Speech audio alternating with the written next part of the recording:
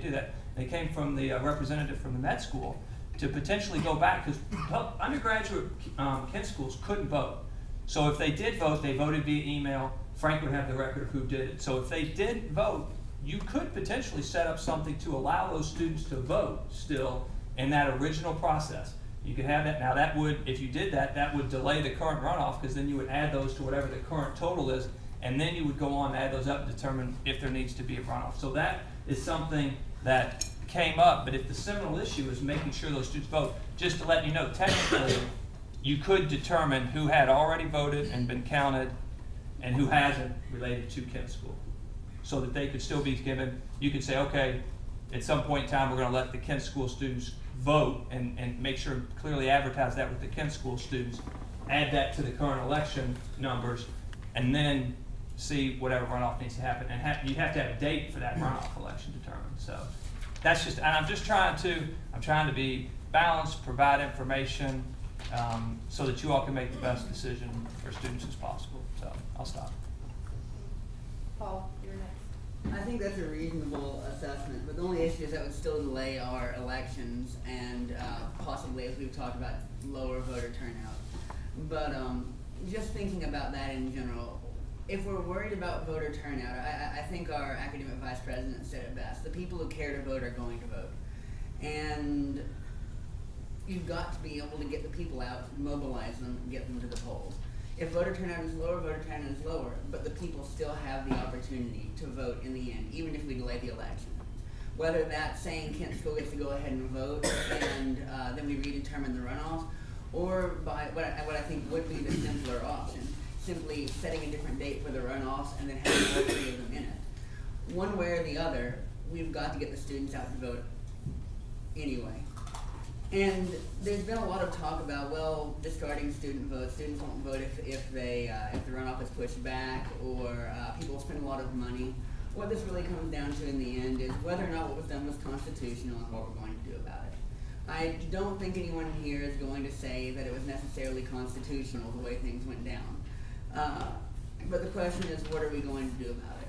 And what we're asking tonight isn't whether or not you are concerned about the voter turnout or having another election or delaying things to get things done. What I'm asking is whether or not you want to get things done right. And if you think the Constitution is pretty good as it's written and you want to try and follow that as best as possible, then vote for this. If you don't give a damn, then don't.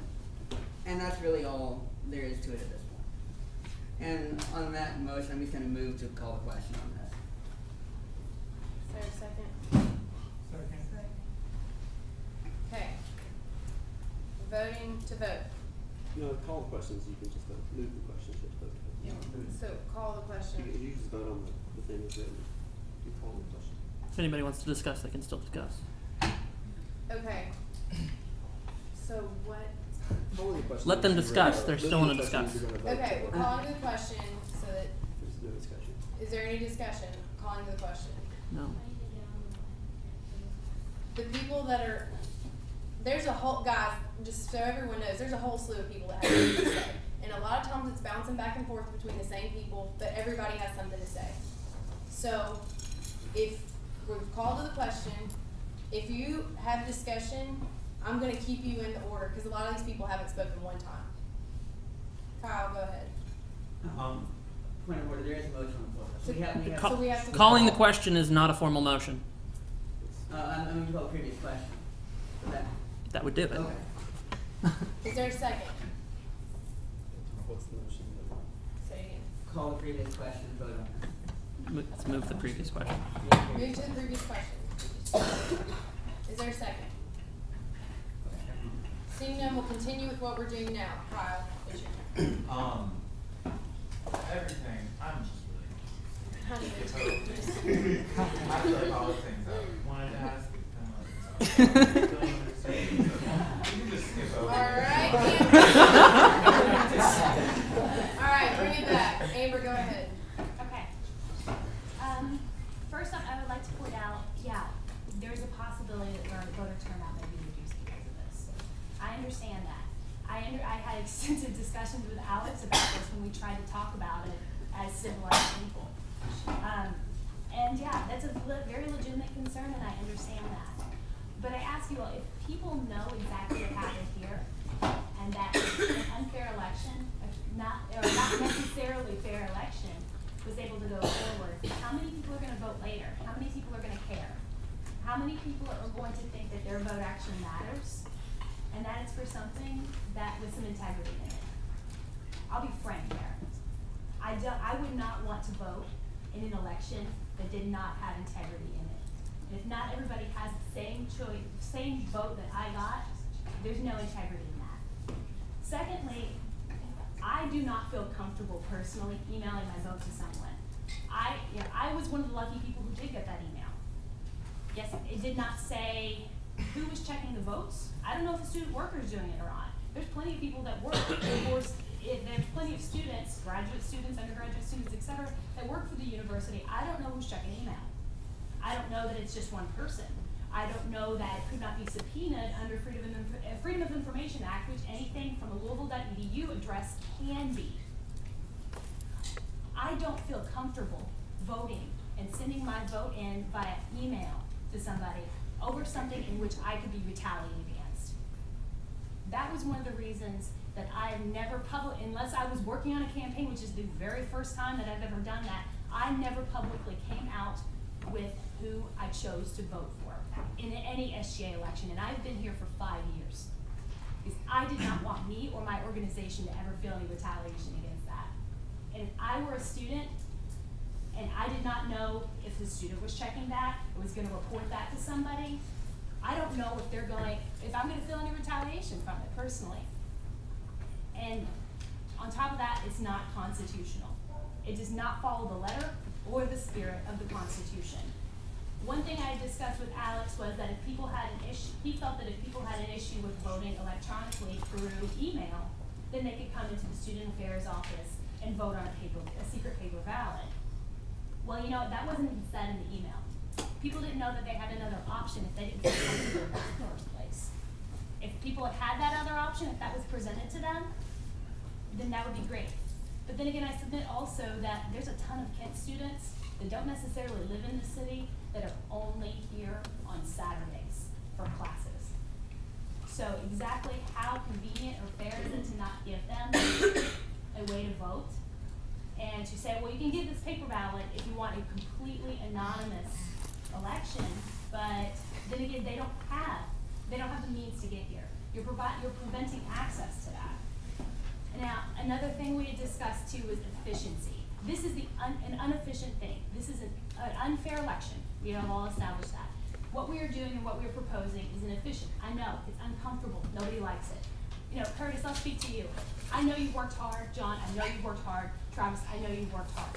I worked hard too, and I'm not even a candidate. I put in 96 hours of work last week. 96.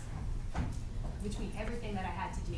This is inefficient, this is uncomfortable, and there's more work that I will have to do pushing for the candidate whose campaign I'm working on if you were allowed to be part of this. No, I don't want to work any extra. I want to go on vacation during spring break and enjoy myself and have a good time and know that things are done. But you know what? Sometimes the most efficient thing, which would be to let it slide, isn't the fair or just or right thing to do. What's necessarily fair or what's necessarily right isn't necessarily efficient. And I'm sorry that if we were to pass this and get this through, it's going to require extra effort out of everybody. It will require extra effort not only out of one candidate, but everybody. Not even just the candidates, the people that are working on the campaigns, etc. And it's hard and it sucks. I know that. But if you were in that position and you did not have a means to vote and you weren't given any opportunity to be able to do that in a fair way, in a constitutional way, in a secret way, you would be arguing the same thing that we are, and you know it. Okay. Dear Senate, I am now yielding the floor to Deep Agarwal. I have another meeting across town at 9:30, and I've been here 3.5 hours, so be nice. He knows who's been ordered, and he knows who's coming up. I'm sorry. Next is Senator Kaya. Okay, so this is probably going to be super redundant, but I promise when I raised my hand first it wasn't at that point. Probably is now though. Having said that, I think that we need to really reframe this whole situation.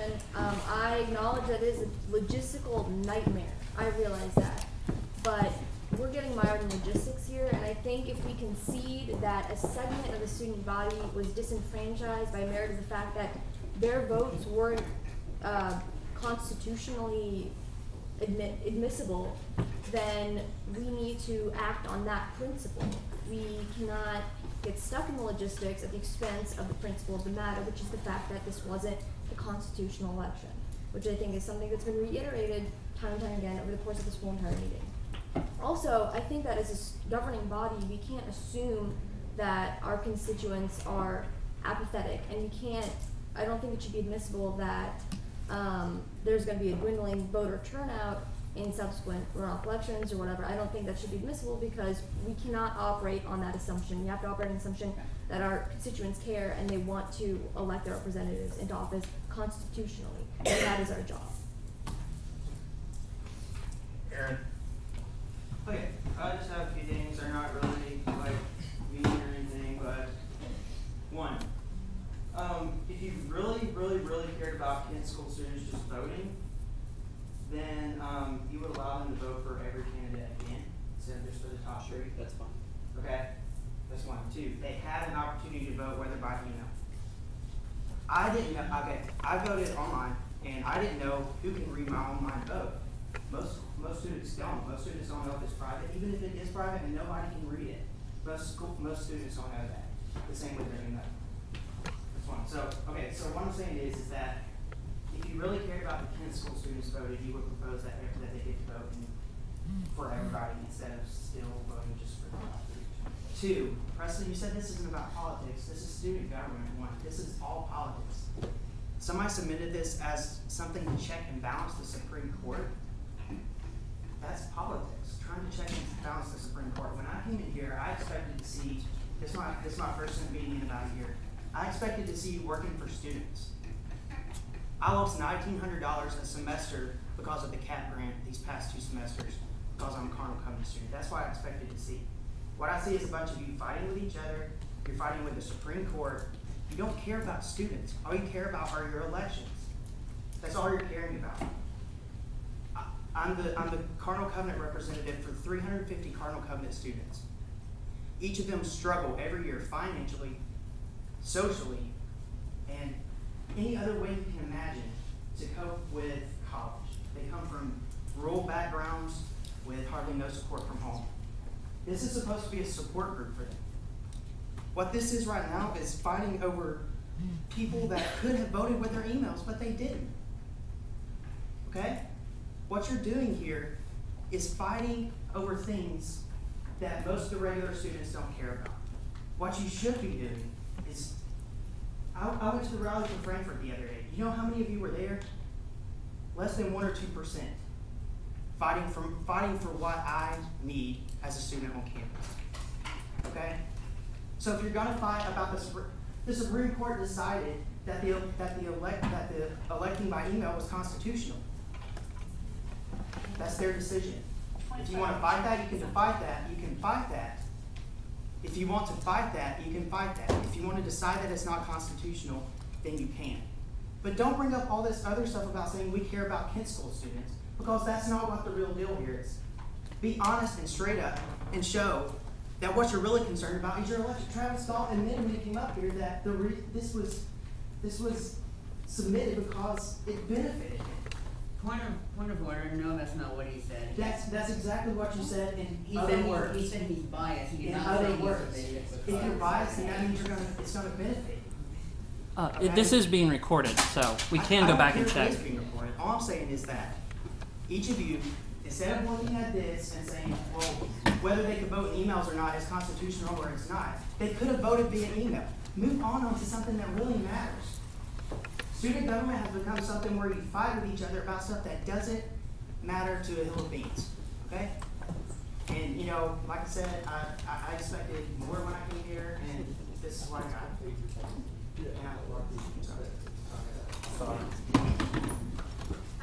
Alright,